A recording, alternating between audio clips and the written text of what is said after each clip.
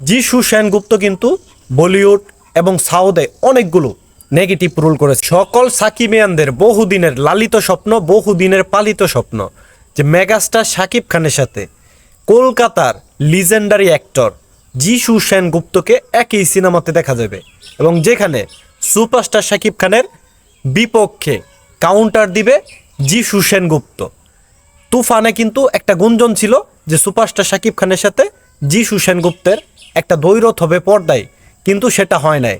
তবে ফাইনালি বরবাদ সিনেমাতে কিন্তু সুপারস্টার শাকিব খান এবং যিশু সেনগুপ্ত পর্দার মধ্যে দুজনের মধ্যে একটা যুদ্ধ হবে, একটা ফাইট হবে এবং যেখানে যিশু সেনগুপ্ত একজন সিরিয়াল র্যাপার হিসেবে প্রেজেন্ট করবে নিজেকে। অন্যদিকে সুপারস্টার শাকিব খান একজন গ্যাংস্টার রূপে বরবাদ সিনেমাতে সব কিছু বরবাদ করে দেবে এবং দেখা যাবে হয়তো এইটাই যে সুপারস্টার শাকিব খানের যে নায়িকা থাকবে সিনেমাতে, সেই নায়িকাকেও যিশু সেনগুপ্ত তিনি র্যাপ করেছেন এবং তার বিরুদ্ধে কিন্তু সুপারস্টার শাকিব খানের একটা দ্বৈরথ হবে, একটা যুদ্ধ হবে।